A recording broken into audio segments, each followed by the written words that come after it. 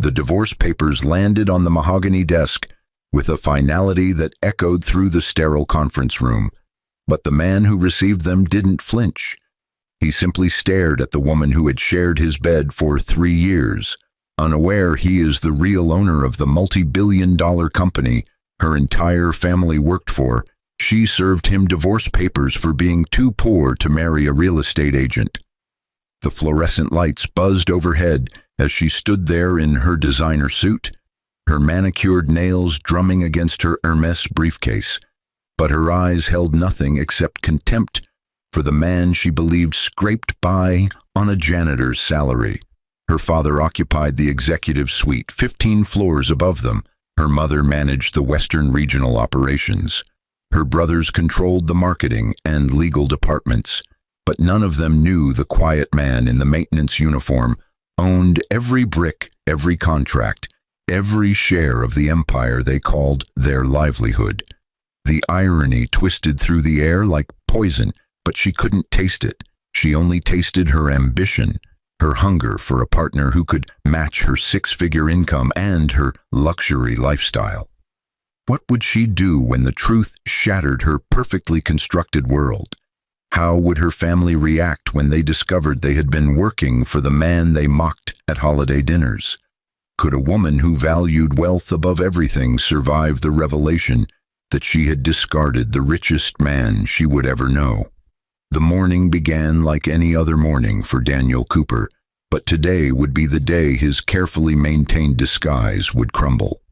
He pushed the maintenance cart through the marble corridors of Titanium Holdings headquarters, his navy blue coveralls starched and clean, but his mind wandered to the envelope waiting in his locker, the divorce papers his wife Jessica had promised to deliver.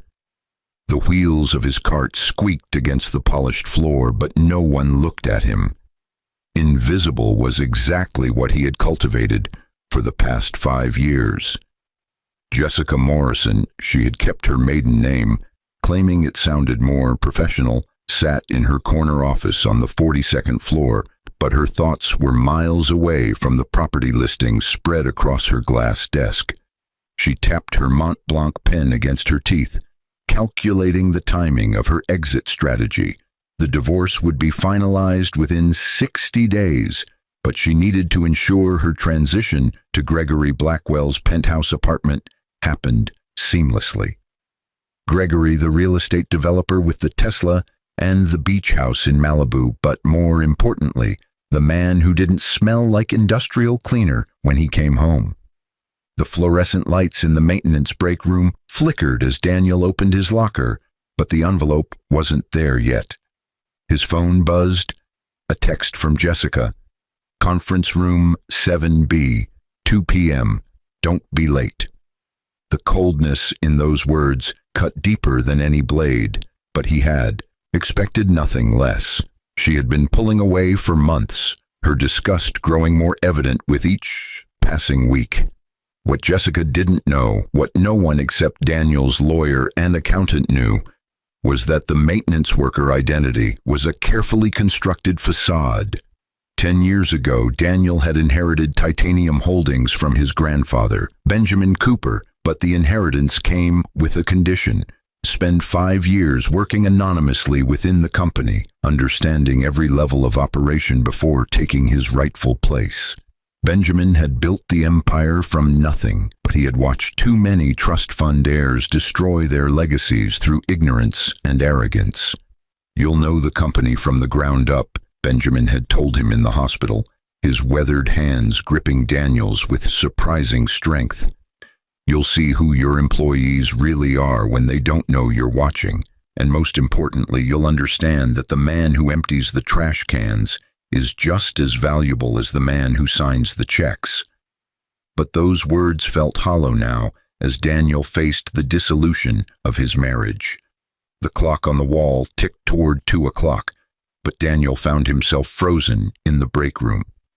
Marcus, no, he had to stop using that name even in his thoughts. David Thompson, his college roommate and current VP of operations, walked past without a second glance. David didn't recognize him. The weight loss, the buzzed haircut, the colored contacts that changed his eyes from green to brown, but most effectively, the posture of a man who had been beaten down by life rather than elevated by privilege. Jessica's entire family had infiltrated Titanium Holdings like a calculated invasion. Her father, Richard Morrison, had been hired as chief financial officer 3 years ago, but his credentials were impressive enough that Daniel, operating through his proxy board of directors, had approved the appointment. Richard was brilliant with numbers, but his personality was caustic. He treated maintenance staff like vermin, but he generated profits that made shareholders happy. Catherine Morrison, Jessica's mother, ran the Western Regional operations with an iron fist, but her results were undeniable. She had expanded Titanium's real estate portfolio by 40% in 2 years, but she had also created a culture of fear among her subordinates. Daniel had watched her reduce a facilities coordinator to tears over a misplaced file, but the proxy board praised her efficiency. The Morrison brothers were equally problematic. Thomas, the older one, headed marketing with innovative campaigns that won industry awards, but he routinely took credit for his team's ideas. Christopher, the younger, practiced law with a shark's mentality in the legal department, but his ethics were questionable at best. Daniel had observed him burying discrimination complaints with settlement agreements that protected the company but not the victims. Jessica had joined the family empire 2 years ago, transitioning from a boutique real estate firm to Titanium's commercial properties division. She was good at her job. Daniel couldn't deny that, but her ambition consumed her. She closed deals worth millions, but she measured her worth against the zeros in her commission checks. The conference room felt like a tomb when Daniel arrived at 1:58 p.m., but he refused to show weakness. Jessica sat at the head of the table, her platinum blonde hair pulled back in a severe bun, but her beauty was undeniable even in her coldness. Her sister, Amanda Morrison, sat beside her, moral support, apparently, but Amanda's presence added another layer of humiliation.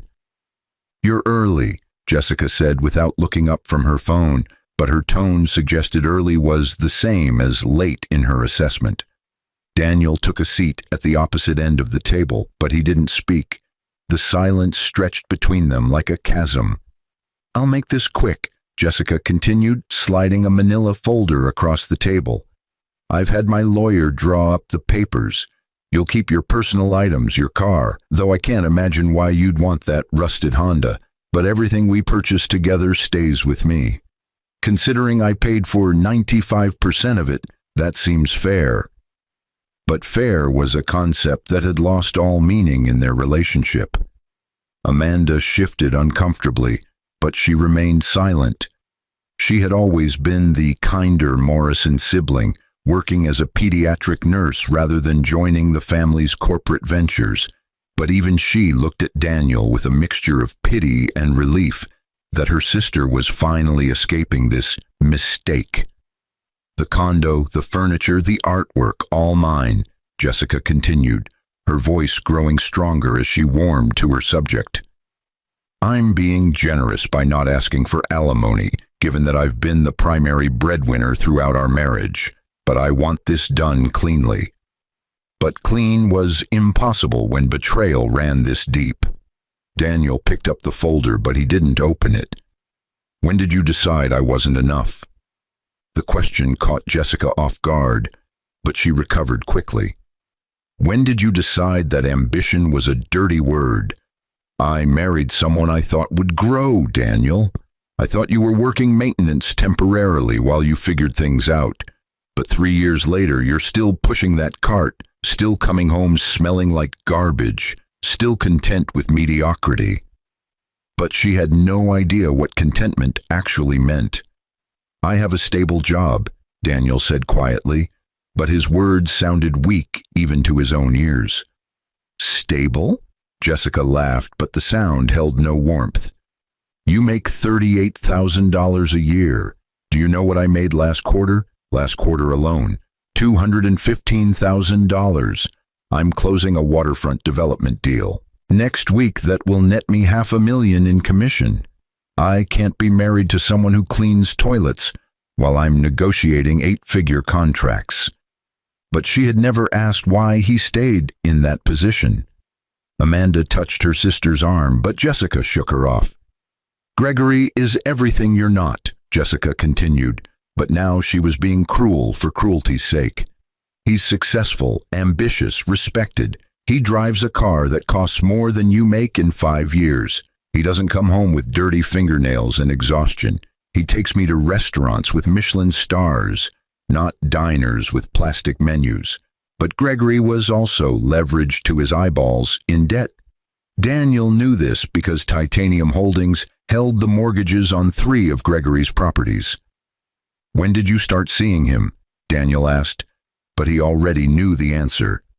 Jessica's face flushed, but she didn't deny it.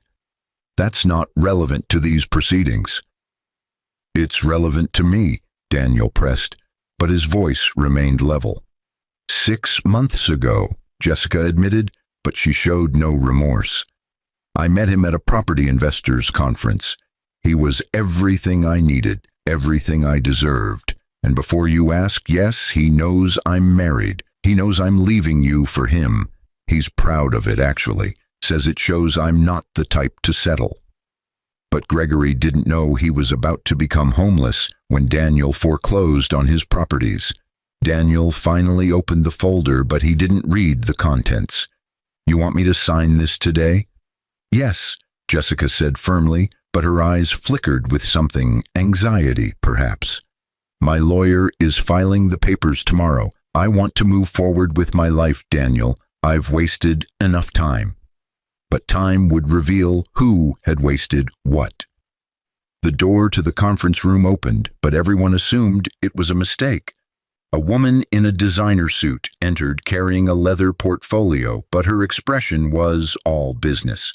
Behind her came David Thompson, the VP of Operations, and Margaret Chen, the head of HR. But their presence made no sense in this context. I'm sorry to interrupt, the woman said, but her tone suggested she wasn't sorry at all. But there's been a development that requires immediate attention. She looked directly at Daniel, but her expression was respectful. Reverent, even. Jessica stood up, her irritation evident, but she tried to maintain her professional demeanor. This is a private meeting. Whatever this is about can wait. I'm afraid it can't, Ms. Morrison, the woman replied, but now she was looking at Jessica with something approaching pity. My name is Helen Rodriguez, and I'm the Chief Legal Counsel for Titanium Holdings. This meeting directly concerns matters of corporate governance and family law. But her words were deliberately cryptic. Amanda's eyes widened, but Jessica just looked confused. I don't understand. Why would Titanium's legal counsel interrupt my divorce proceedings? Helen turned to Daniel, but her body language shifted to something resembling a bow. Mr. Cooper, we've received word that your 5-year mandate concluded at midnight last night. The board has been informed, and they're requesting your presence at an emergency meeting tomorrow morning. But Helen's words were falling on ears that couldn't comprehend them. Jessica's face went pale, but she still didn't understand. Mr. Cooper, his name is Daniel Morrison. He took my last name when we got married because he said, his legal name is Daniel Benjamin Cooper, Helen interrupted, but her voice was gentle now. He's the majority shareholder and rightful CEO of Titanium Holdings. He has been since his grandfather's death 5 years ago. But the truth was still too large to grasp. The silence in the conference room was deafening, but Daniel could hear Jessica's breathing become rapid and shallow. Amanda had covered her mouth with her hand, but her eyes were fixed on Daniel as if seeing him for the first time. That's impossible, Jessica whispered, but her voice cracked. He's a maintenance worker. He cleans bathrooms. He empties trash cans. He makes $38,000 a year. But each statement was a nail in the coffin of her understanding. David Thompson stepped forward, but his expression was apologetic. Daniel, Mr. Cooper, worked in maintenance as part of his grandfather's succession plan. Benjamin Cooper required that his heir spend 5 years working anonymously within the company before assuming control. I was one of 3 people who knew his true identity. But David's revelation only deepened the wound. Jessica's knees buckled, but she caught herself on the table. No, this is some kind of joke. Daniel, tell them this is a joke. But Daniel's silence was confirmation enough. The company your entire family works for, Helen continued, but now her words carried the weight of destiny, is owned by the man you just served, with divorce papers. Your father reports to a board of directors that Daniel appointed. Your mother's regional operations are funded by Daniel's capital. Your brother's departments exist because Daniel approved their budgets.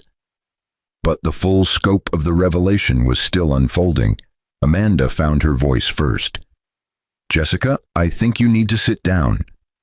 But Jessica remained standing, but her hands trembled as she gripped the edge of the table. Why? Why would you do this? Why would you let me believe you were nobody? But her questions were accusations. Daniel stood slowly, but his posture had changed. No longer the hunched shoulders of a tired maintenance worker, but the straight spine of a man who had carried a massive secret for half a decade. My grandfather wanted me to understand this company from the inside. He wanted me to know which employees treated others with respect and which ones showed their true character when they thought no one important was watching. But his words carried no malice, only exhaustion. Your entire family failed that test, David added, but Helen shot him a warning look. Jessica's face cycled through emotions: shock, disbelief, anger, and finally calculation. So you're rich. You've been rich this whole time. You let me work myself to death while you played dress-up? But she was already recalibrating, already seeing the angles. I worked just as hard as anyone in that maintenance crew, Daniel replied, but his voice was firm. Probably harder because I was trying to learn every system, every process, every relationship. I've spent 5 years on my feet for 12 hours a day, doing work that you and your family consider beneath you. But his resentment was finally surfacing. The divorce, Jessica said suddenly, but now her voice had changed, softer, pleading. We don't have to go through with it. Daniel, honey, we can work this out. I was just stressed, just scared about our financial future. But if I had known... But her performance was transparent. If you had known, you would have treated me differently, Daniel finished. But his tone was ice. That's exactly the problem, Jessica. You loved me conditionally, only if I met your financial requirements. You respected me only when you thought I could elevate your status. But the truth was laid bare now. Amanda stood and moved toward her sister, but Jessica pushed her away. Don't touch me. Don't you dare pity me. But Jessica's pride was all she had left. Helen cleared her throat, but she was clearly uncomfortable with the emotional display. Mr. Cooper, there are some additional matters we need to discuss regarding the Morrison family's employment at Titanium Holdings. But her implication was clear. Fire them, Jessica said bitterly, but she was past caring. That's what you're going to do, right? Fire my entire family because your ego can't handle being rejected. But her understanding was still incomplete. Daniel shook his head, but his expression was sad rather than angry. I'm not going to fire anyone, Jessica. Your father is good at his job, despite his personality flaws. Your mother gets results, even if her methods are questionable. Your brothers contribute to the company's success. I'm not a vindictive person, but his mercy was almost harder to bear than punishment would have been. However, Helen interjected, but her lawyer's instinct for precision took over. There will be some organizational changes. A new CEO will be implementing new policies regarding workplace culture and treatment of staff at all levels. Those who cannot adapt to a more respectful environment may find themselves incompatible with the company's future direction. But the warning was unmistakable. Jessica collapsed into the chair, but her designer suit suddenly looked like a costume. I threw away a billionaire. I served divorce papers to a billionaire because I thought he was poor. But her laugh was hysterical. Do you know how insane that sounds? But insanity and reality had merged. You threw away a marriage because your husband didn't meet your financial expectations, Daniel corrected, but his voice was gentle now. The dollar amount doesn't change the fact that you valued money over partnership. If I had been a teacher or a nurse or a social worker, honorable professions that don't pay much, would I have been unworthy of your love? But his question cut to the heart of everything. Amanda spoke up, but her voice was thick with emotion. She's my sister and I love her, but you deserve better, Daniel. You deserved better than how she treated you. But Amanda's honesty was brave. Everyone deserves better than to be valued only for their net worth, Daniel agreed. But he was looking at Jessica with something approaching compassion. I hope Gregory makes you happy, Jessica. I genuinely do. But I think you should know that Titanium Holdings holds the mortgages on 3 of his properties, and he's currently 4 months behind on payments. He's facing foreclosure within 60 days, unless he can come up with approximately $2 million. But the revelation was delivered without cruelty. Jessica's face went from pale to green, but she managed to whisper, "You're lying." Helen pulled out a tablet and brought up several documents, but Jessica refused to look. I'm afraid Mr. Cooper is accurate. Gregory Blackwell's financial position is significantly worse than his lifestyle would suggest. He's an excellent salesman, including selling an image of success that doesn't match his actual situation. But reality was undefeated. The door opened again, but this time Richard Morrison entered, followed by Catherine. They had been summoned by David, but they didn't know why. When they saw the tableau in the conference room, their daughter collapsed in a chair, strangers in expensive suits, and the maintenance worker they barely acknowledged standing at the center of it all. But confusion was painted across their faces. "What's going on here?" Richard demanded, but his CFO authority voice didn't work in this context. "Jessica, why are you meeting with facility staff in a conference room?" But his disdain was reflexive. "Dad?" Jessica whispered, but she couldn't continue. Helen stepped forward, but her posture was professionally neutral. "Mr. and Mrs. Morrison, I'm Helen Rodriguez, Chief Legal Counsel for Titanium Holdings.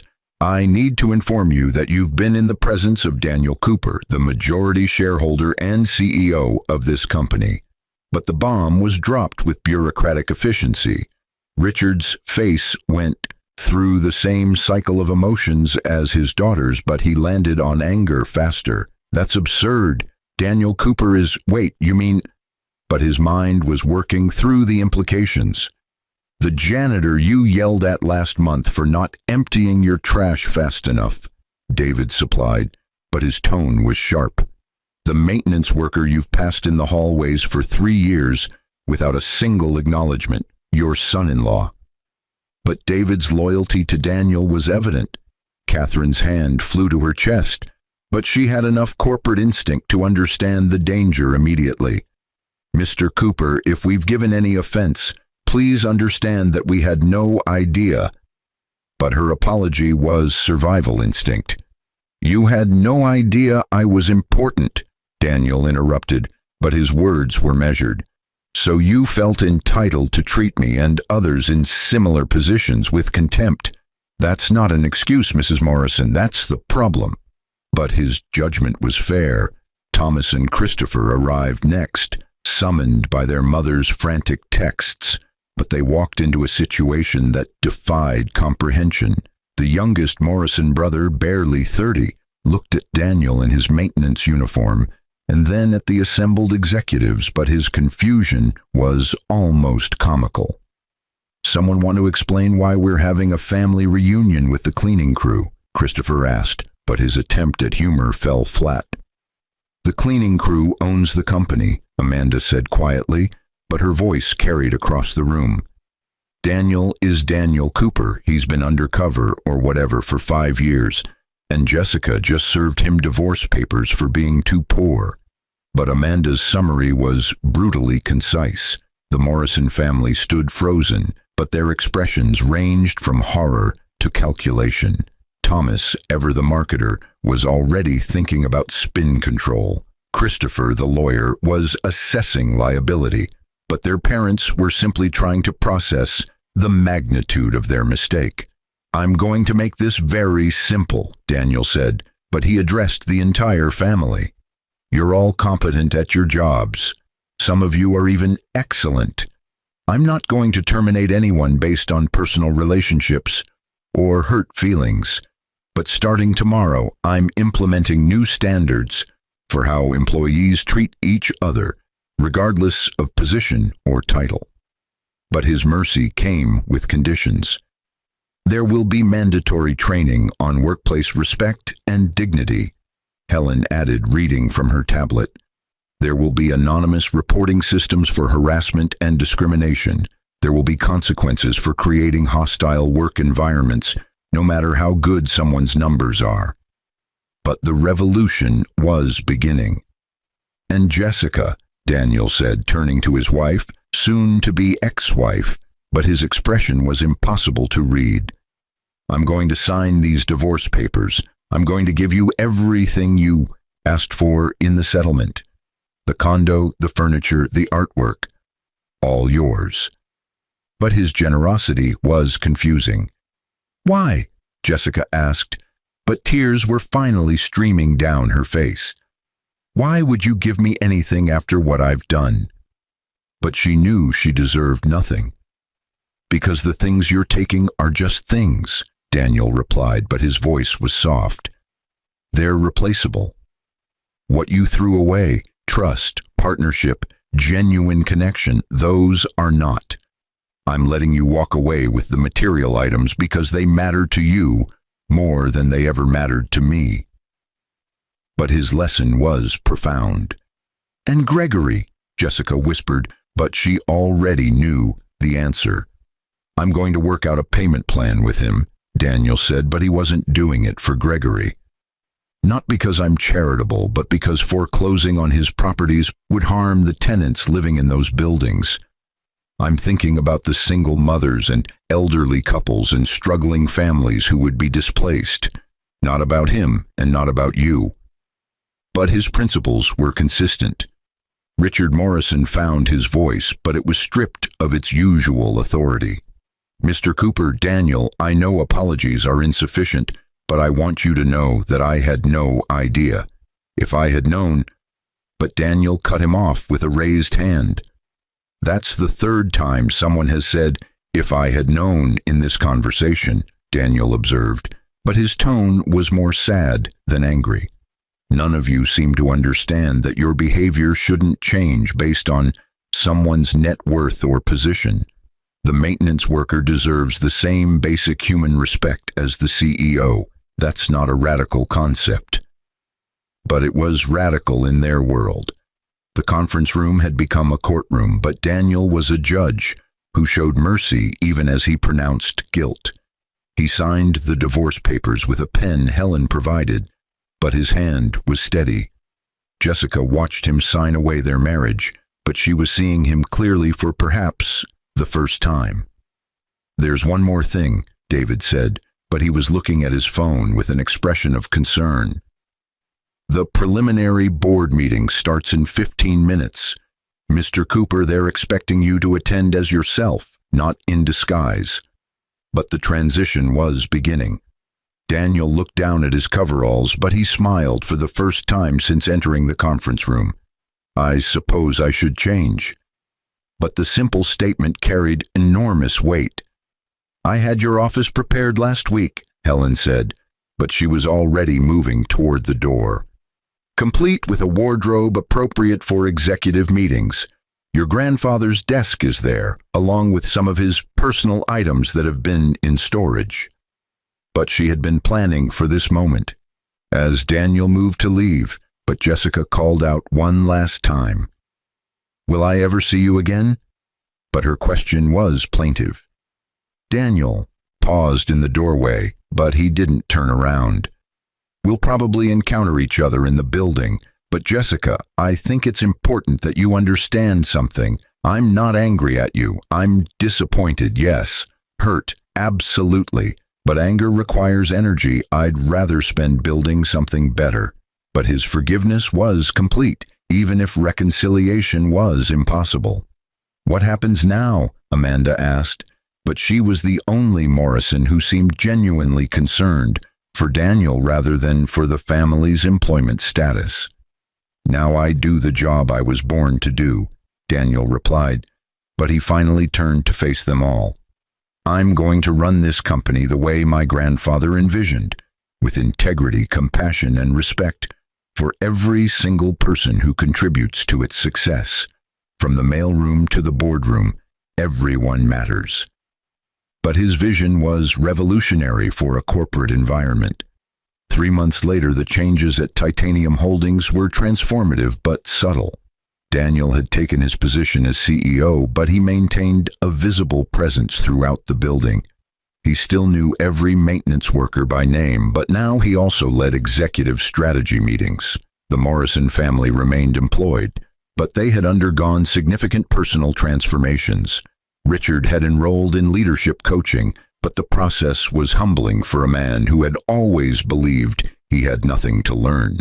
Catherine had implemented her own version of Daniel's respect initiatives in her regional operations, but her teams were responding with increased loyalty and productivity. Thomas had started crediting his marketing team publicly, but the change had improved morale and creativity. Christopher had begun pro bono work with employment discrimination cases, but he was defending the victims rather than protecting the companies. Jessica had moved in with Gregory briefly, but the relationship imploded when his financial situation became impossible to hide. She had tried to reach out to Daniel multiple times, but he had maintained professional boundaries. She still worked at Titanium Holdings, but her perspective on success had begun to shift. She had witnessed Daniel's leadership style, firm but compassionate, demanding but fair. But she recognized the qualities she had failed to value when they mattered. Amanda had become an unexpected ally, but she visited Daniel occasionally for coffee and conversation. She never mentioned her sister unless Daniel asked, but she had apologized on behalf of her family even though Daniel insisted it wasn't necessary. The divorce had been finalized, but Daniel had indeed given Jessica everything she had requested. She lived in their former condo, surrounded by expensive furniture and artwork that now felt hollow. But she had learned a lesson that no business school could teach, that poverty and wealth were states of mind as much as states of account balance. Daniel sat in his grandfather's office, but he had made few changes to the decor. The old man's favorite quote hung on the wall: "Character is how you treat those who can do nothing for you." But Daniel had lived that principle even when it cost him his marriage. His assistant knocked on the door, but her smile was genuine. She had been part of the maintenance crew, and Daniel had promoted her when he discovered her organizational genius. "Mr. Cooper, you have a visitor. She doesn't have an appointment, but she says it's personal." But her tone suggested she knew who it was. "Send her in," Daniel said, but he already knew it would be Jessica. She entered his office, but she was different somehow. Less polished, less armored. She wore jeans and a simple blouse rather than her usual designer outfit, but the change suited her. She looked younger, more authentic. "I know I don't have the right to be here," Jessica began, but Daniel gestured to the chair across from his desk. "You have as much right as anyone," Daniel replied, but he kept his tone neutral. "What can I do for you?" But his formality maintained necessary distance. I wanted to apologize, Jessica said, but her hands twisted in her lap. Not because I want you back or because I'm trying to manipulate you, but because you deserve to hear that I was wrong about everything. But her apology seemed genuine. Daniel leaned back in his chair, but he didn't speak. He let the silence encourage her to continue. I measured my worth by my bank account, Jessica admitted, but tears were forming in her eyes. I measured everyone's worth that way. I thought that's what success looked like. The designer clothes, the expensive dinners, the impressive title. But watching you these past 3 months, seeing how people respond to you, understanding the kind of leader you are. But she had to pause to compose herself. I threw away something irreplaceable because I was too shallow to recognize its value, she continued, but her voice broke. You would have been an amazing husband if I had been a better wife. You would have been my partner, my support, my friend. But I only saw you as a paycheck that wasn't big enough. But her self-awareness had come too late. I appreciate you saying that, Daniel replied, but his expression was kind. Growth requires recognizing our mistakes. You're doing that, and I respect it. But respect wasn't the same as reconciliation. I don't expect forgiveness, Jessica said quickly, but she wanted him to understand. I just needed you to know that I understand what I lost, and I'm sorry. But her apology was complete. Daniel stood and walked to the window, but Manhattan stretched out below him in all its complicated glory. Jessica, I forgave you months ago. Holding on to anger would have poisoned me, not you. But forgiveness doesn't mean we can go back. We can't. But his honesty was gentle. I know, Jessica whispered, but she accepted the truth. I just wanted to thank you, actually, for not destroying my career or my family. You had every right to, but you chose mercy instead. But gratitude looked different on her. Revenge is easy, Daniel said, but he was still looking out the window. Building something better takes real work. I'd rather spend my energy on the latter. But his philosophy was consistent. Jessica stood to leave, but she paused at the door. For what it's worth, I hope you find someone who appreciates you for who you are, not what you have. You deserve that. But her wish seemed sincere. I hope you find what you're looking for too, Daniel replied, but he finally met her eyes. Whatever that turns out to be. But his good wishes were genuine. After she left, but Daniel returned to his desk and pulled out a photograph from the drawer. His grandfather stared back at him, but the old man's eyes seemed to twinkle with approval. The 5-year test had been brutal, but it had revealed truths that Daniel needed to know. About his company, about his employees, about human nature, but most importantly, about himself. He had entered Titanium Holdings as a maintenance worker, but he emerged as a leader who understood that true wealth couldn't be measured in dollars. He had lost a wife who valued money over character, but he had gained a deeper understanding of what really mattered. He had been disrespected and dismissed, but he had used those experiences to build a more compassionate corporate culture. The intercom buzzed, but his assistant's voice came through clearly. Mr. Cooper, the board is ready for your quarterly presentation. But duty called. Daniel picked up his portfolio, but he smiled at his grandfather's photograph one last time. I think I passed your test, Grandpa, he whispered. But the old man's wisdom echoed in the office, and the education was worth the cost. But some lessons could only be learned through pain. As he walked to the boardroom, but employees at every level greeted him with genuine warmth. The maintenance workers waved, the administrative assistants smiled, the junior executives nodded respectfully, but all of them knew that their CEO had walked in their shoes.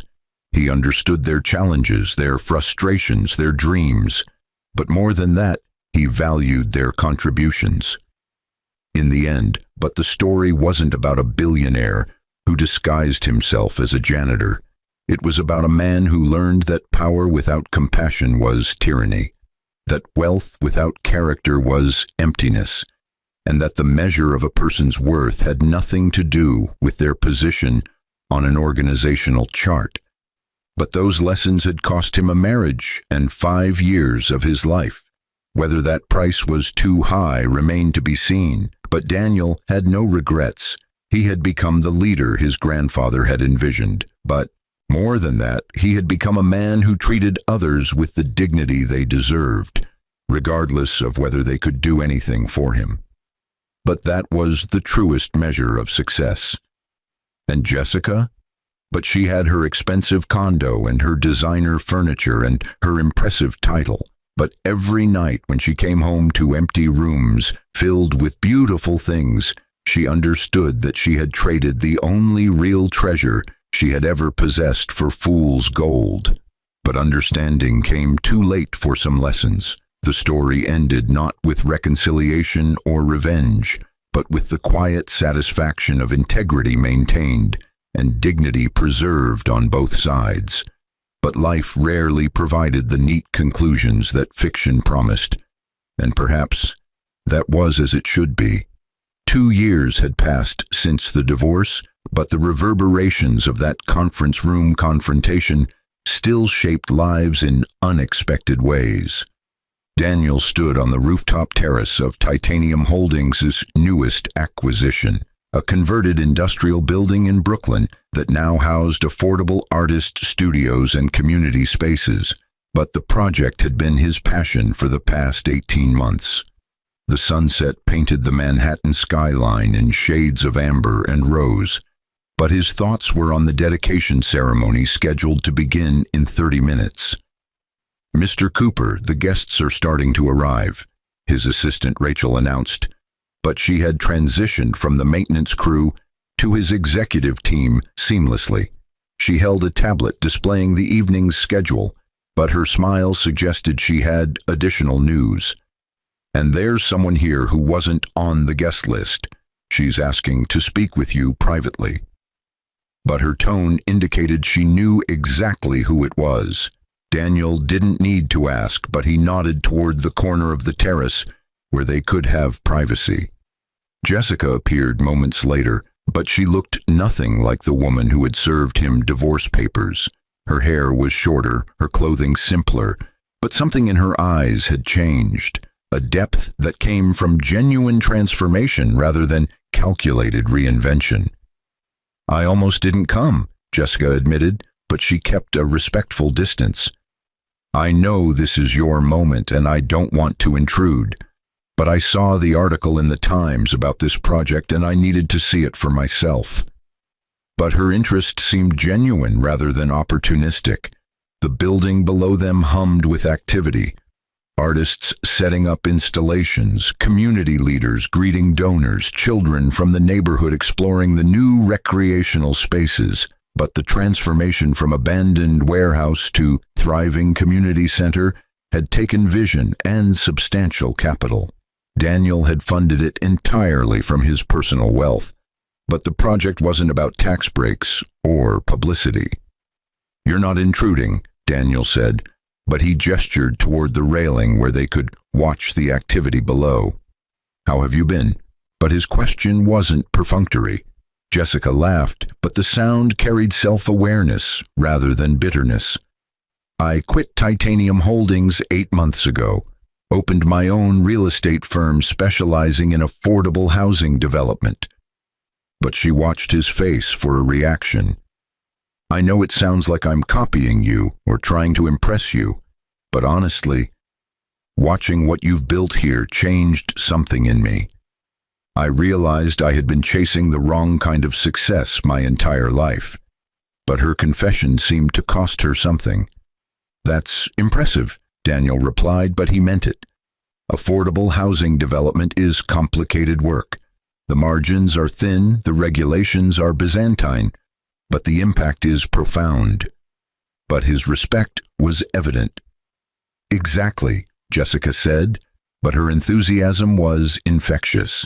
"I'm making about 30% of what I made at Titanium, but I actually feel good about my work for the first time in years.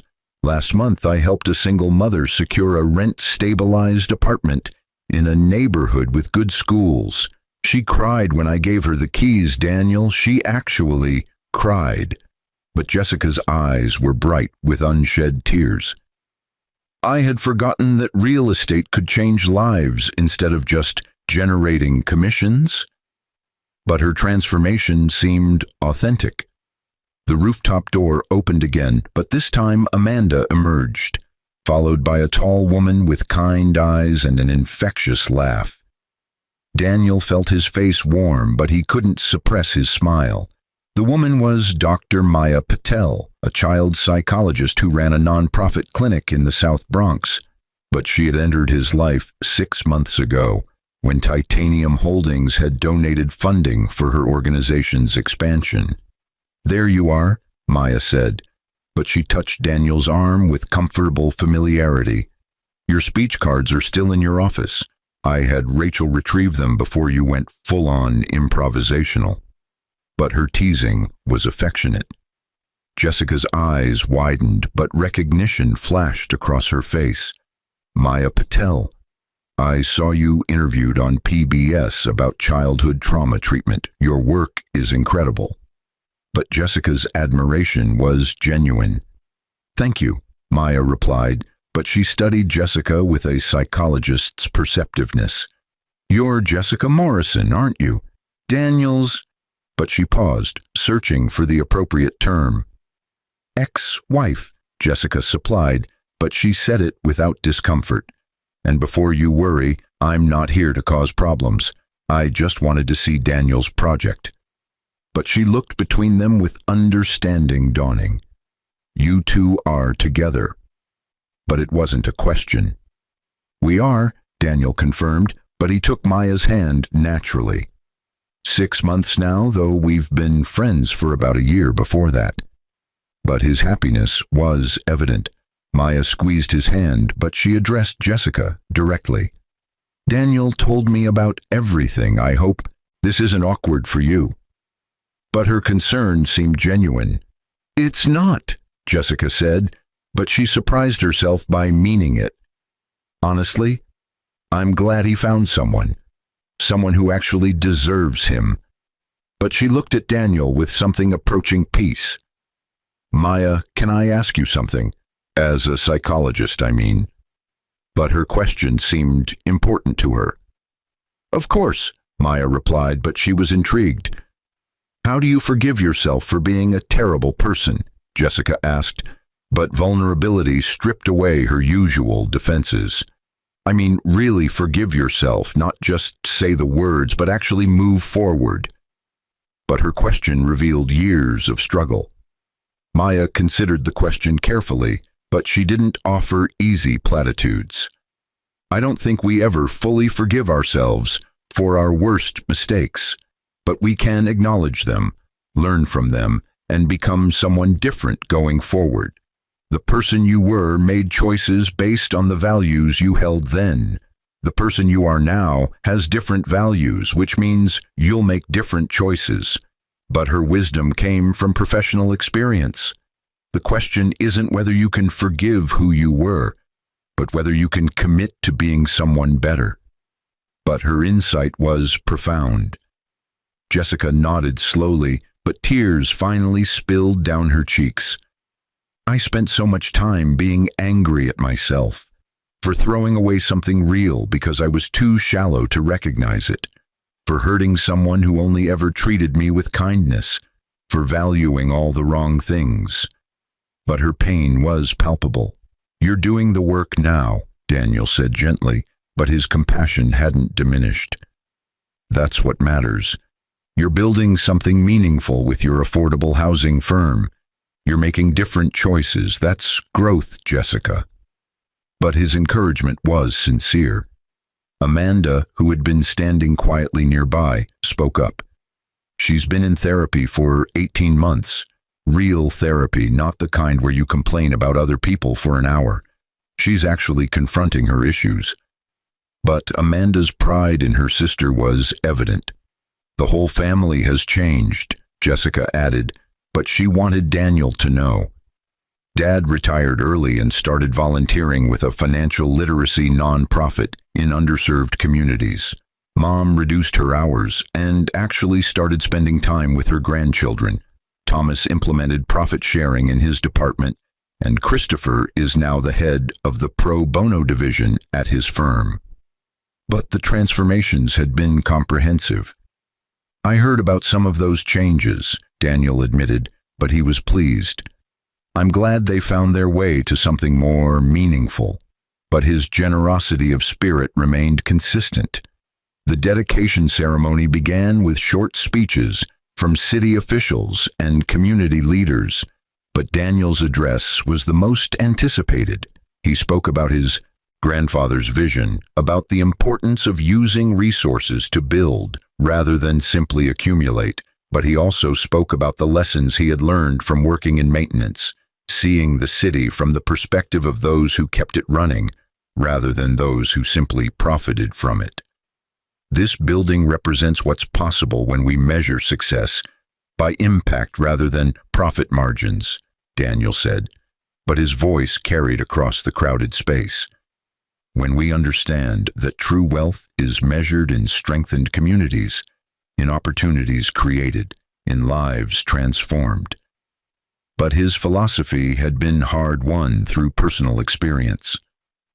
My grandfather once told me that character is how you treat those who can do nothing for you, but I would add that legacy is what you build that outlasts you. But he gestured to the building around them. This is just the beginning. But his vision extended far beyond one project. Maya watched him with obvious pride, but Jessica watched with something more complex, a mixture of regret and genuine happiness for him. She had loved the wrong version of Daniel, or perhaps she had loved the idea of him without truly seeing him.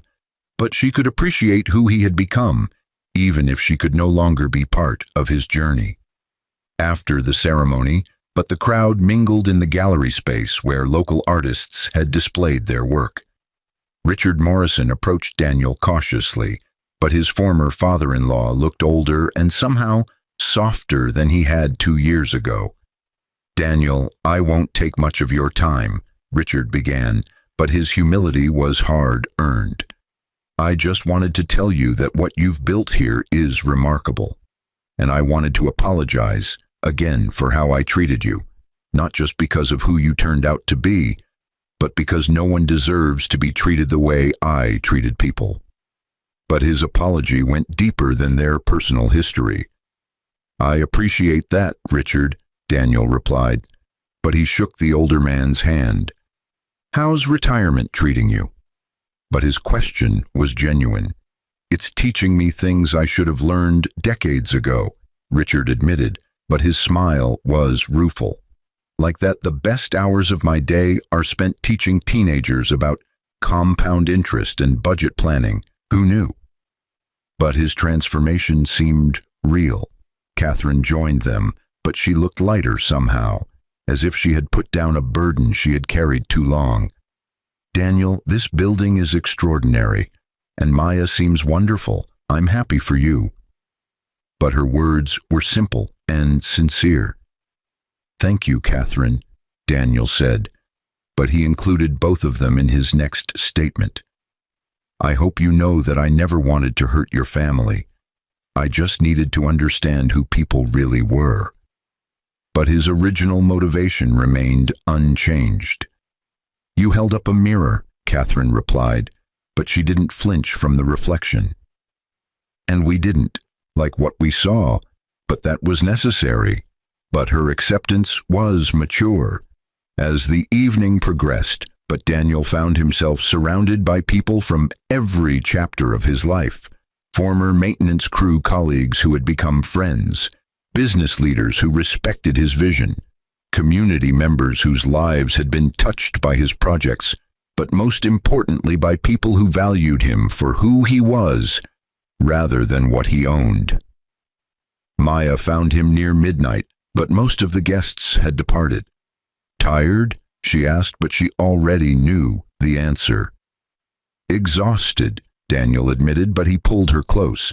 But it's the good kind of tired, the kind that comes from building something that matters. But his satisfaction was evident. Your grandfather would be proud, Maya said, but she looked up at the stars barely visible above the city lights. Not just of what you've built, but of who you've become. But her assessment was what mattered most to him. I hope so, Daniel replied, but he felt the weight of legacy and responsibility. Sometimes I wonder if the 5 years in disguise were worth the cost. I lost my marriage. I delayed my career. But Maya cut him off with a gentle finger to his lips. You gained wisdom, she interrupted, but her eyes were fierce. You gained empathy. You gained perspective that most people in your position never acquire. And yes, you lost a marriage, but Daniel, you lost a marriage that was built on false foundations. If Jessica had known who you really were from the beginning, she might have stayed, but you never would have known if she loved you or your bank account. But her logic was irrefutable. When did you become so wise? Daniel teased, but his love for her was evident. I think I was born this way, Maya replied, but her grin was mischievous. It's why you're lucky to have me, but her confidence was earned. Jessica emerged from the shadows, but she had been waiting for a private moment. I'm going to head out, but Daniel, I wanted to say... She paused, but she struggled to find the right words. Thank you for not letting my worst moment define me in your eyes, for being generous when you could have been vindictive, for showing me that there's a different way to live.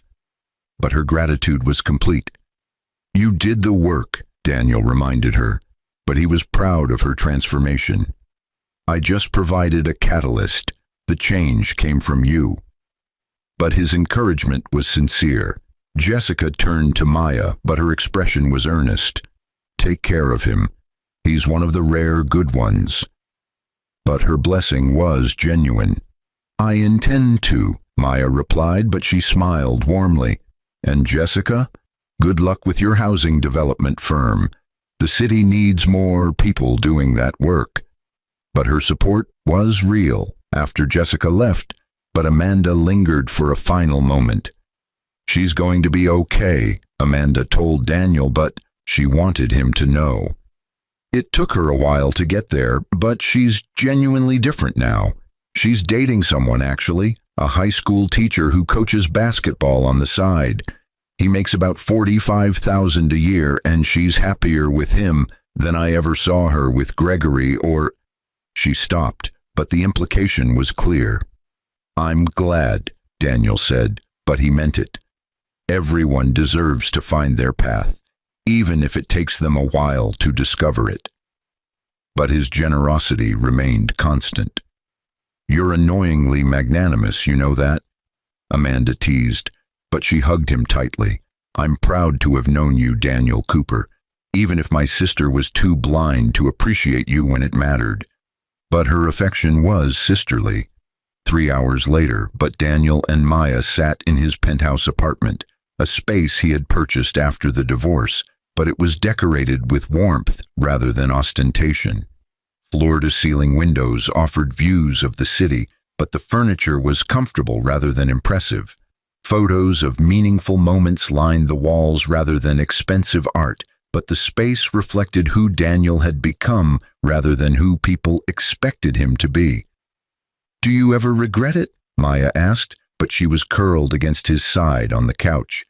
The 5 years undercover, the sacrifice, the whole experience. But her question was curious rather than judgmental. Daniel considered carefully, but he wanted to be honest. I regret that Jessica got hurt. I regret that her family had to confront such an uncomfortable truth about themselves. But do I regret the experience itself? No, but his conviction was solid. Those 5 years taught me things that no MBA or executive training program could have conveyed. I learned what it feels like to be dismissed, to be invisible, to have your contributions overlooked because of your position rather than your performance. But his education had been profound, and that made you a better leader, Maya finished, but she understood him completely. It made me a better human being, Daniel corrected, but he kissed the top of her head. Leadership is just the application of that lesson in a corporate context. But his philosophy was integrated into every aspect of his life. I have something to tell you, Maya said, but her tone had shifted to something nervous, and I'm not sure how you're going to react. But her anxiety was palpable. Daniel sat up, but concern flooded through him. What's wrong? But he was already preparing for bad news. Nothing's wrong, Maya assured him, but she took his hands in hers. My clinic received a massive grant, enough to expand our services to 3 additional locations across the city. We can help hundreds more children who are dealing with trauma, abuse, and mental health crises. But her excitement was building. The grant came from an anonymous donor, but Daniel, the paperwork had your grandfather's foundation listed as the fiscal sponsor. But her eyes searched his face. Daniel felt his throat tighten, but he hadn't expected Maya to discover his involvement so quickly. I might have made some recommendations to the foundation board about worthy causes deserving support, but his understatement was deliberate. Daniel Benjamin Cooper, Maya said, but tears were streaming down her face. Did you just donate enough money to triple my clinic's capacity? But her voice broke. The foundation donated, Daniel clarified, but he was uncomfortable with her gratitude. I just pointed them in the right direction. Your work is extraordinary, Maya. You're saving children's lives every single day. That deserves support. But his reasoning was characteristic. This is going to change everything, Maya whispered, but she was overwhelmed. Do you understand what this means? We can hire more therapists, extend our hours, offer services in multiple languages, provide care to families who have been on our waiting list for months. But she couldn't continue through her tears. Daniel held her, but his own eyes were wet. Then it's the best investment I've ever made. But his satisfaction was deeper than any business success. This is what wealth is supposed to do, Maya. It's supposed to multiply impact, amplify good work, create opportunities where none existed before. But his philosophy was lived rather than merely stated. They sat in comfortable silence, but the city sparkled below them like a carpet of diamonds. Somewhere in that vast urban landscape, but Jessica was probably lying awake in her expensive condo, wrestling with the ghost of who she used to be. Richard was perhaps reading financial literacy curricula for his next volunteer session, but he was building a different kind of legacy than the one he had once pursued. Catherine was maybe video calling her grandchildren, but she was learning that time was more valuable than productivity. Thomas and Christopher were hopefully sleeping peacefully, but they were living according to values they had discovered late but embraced fully. And Daniel. But he had everything he had never known he needed: meaningful work, genuine love, a sense of purpose that extended beyond personal gain, but most importantly, the wisdom to recognize these gifts when they appeared. He had been wealthy before, but he had been poor in the ways that mattered. But now, sitting with Maya in their comfortable apartment, surrounded by evidence of lives touched and communities strengthened, he understood what his grandfather had been trying to teach him. I love you, Maya said suddenly, but her voice was fierce with certainty. Not because of your money or your success or your charitable foundations, but because you see people, Daniel, really see them. You saw me when I was just another nonprofit director looking for funding, but you recognized the work as worthy before you recognized me as someone you could love. But her distinction was important. I love you too, Daniel replied, but his voice was thick with emotion. You remind me every day why the work matters. why compassion isn't weakness, and why empathy is the foundation of everything worthwhile. But she had become his moral compass in ways that humbled him. The epilogue to Daniel's story wasn't about vindication or revenge or even reconciliation, but it was about transformation, his own and that of everyone whose life he had touched. The maintenance worker had become a CEO, but more importantly, the man who had been betrayed had become someone who built bridges instead of burning them. But perhaps the most profound transformation was the simplest one. He had learned to measure wealth by the depth of his relationships and the breadth of his impact rather than the size of his bank account. And in the end, but that made him richer than he had ever been before. As dawn broke over Manhattan, but Daniel and Maya remained curled together on the couch, discussing plans for the clinic's expansion and the foundation's next projects. The future stretched before them, filled with possibility, but it was grounded in lessons learned through pain and humiliation, and ultimately through grace. But that was perhaps the greatest gift of Daniel's 5-year journey. He had descended into anonymity and emerged with something far more valuable than the status he had temporarily surrendered. He had emerged with wisdom, with purpose, but most importantly with love that was freely given rather than conditionally offered. But that was a treasure that no divorce papers could ever take away.